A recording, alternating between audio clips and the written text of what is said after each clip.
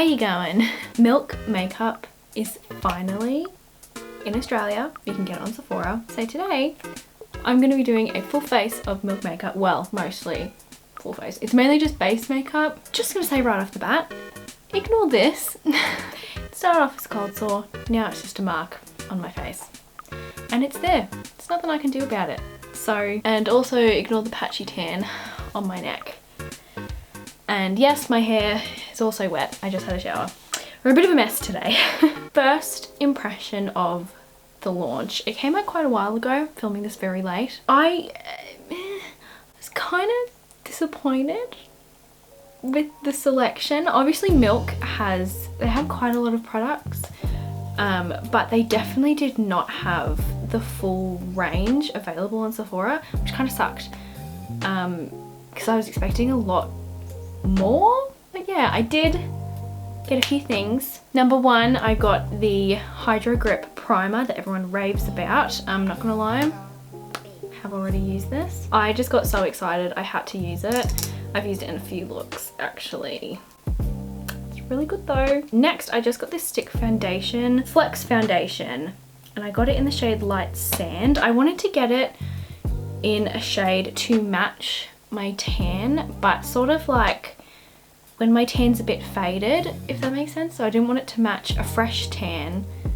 Sort of like, I wanted it to be foundation I can wear in that in-between stage where you still have tan on, but it's not fresh and it's not completely scrubbed off.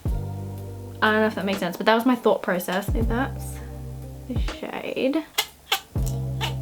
Next, I just got this concealer. It is the Flex concealer to match the foundation, and I got it in the shade Porcelain. Next, I just got these three little, what even is it? I got a cream contour, a cream blush, and also the cream highlighter. Can I just say, I've only swatched these ones, but what the fuck?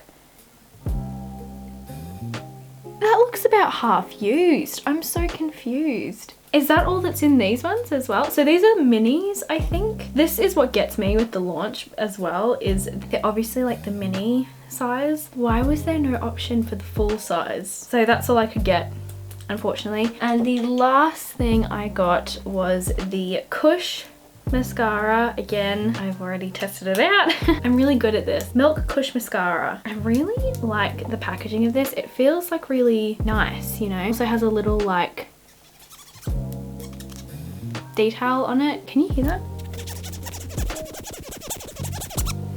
ASMR.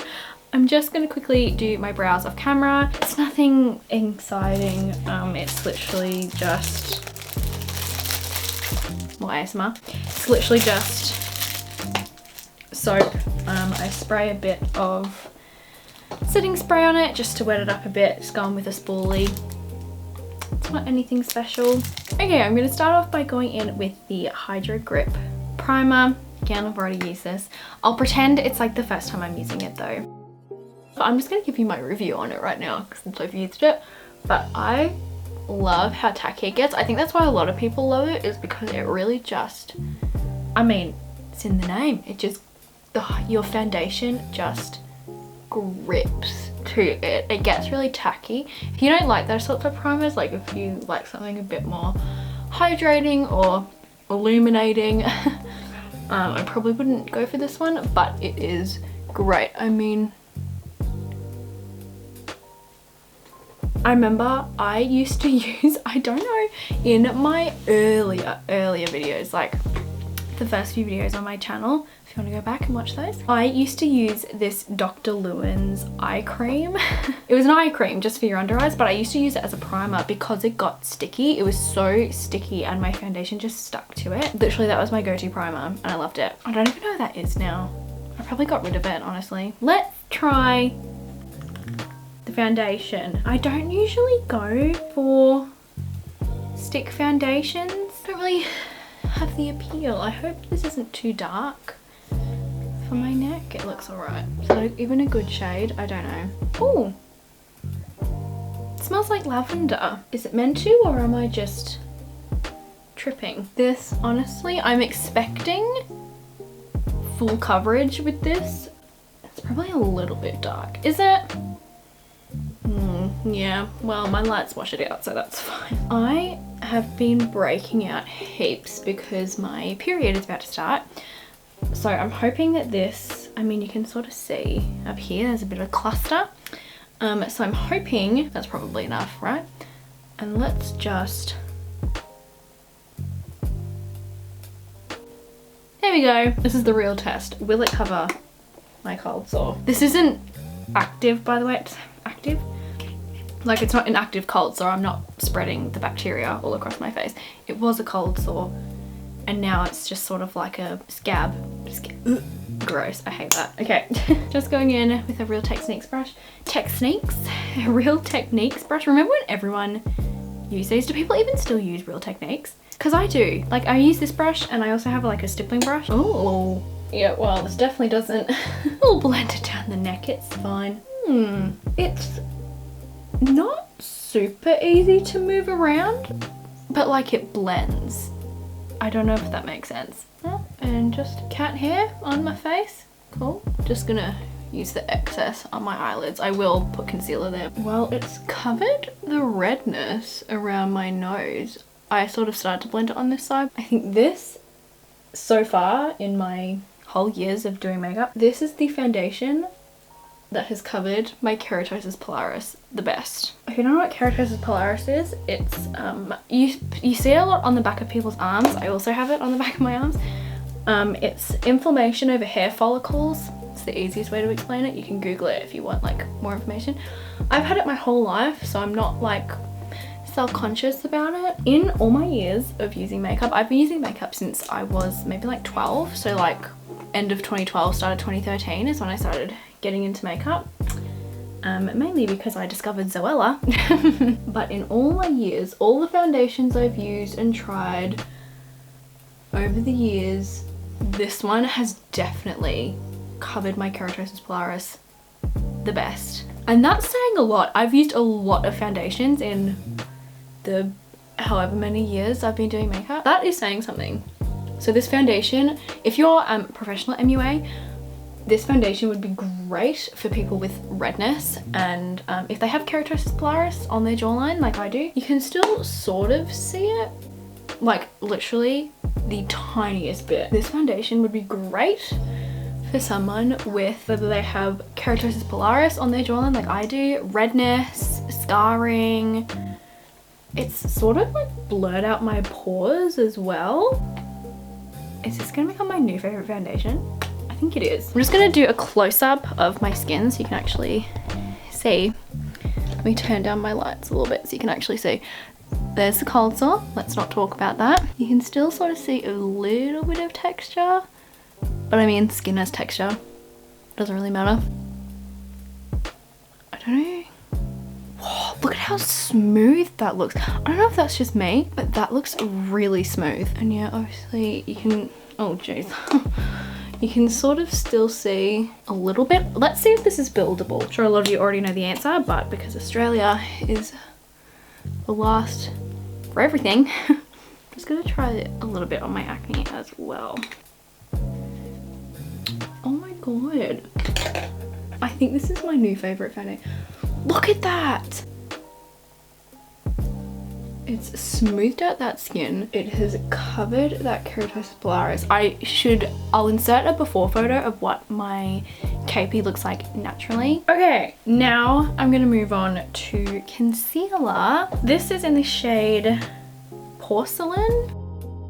I've started doing like the TikTok way of doing concealer, I guess.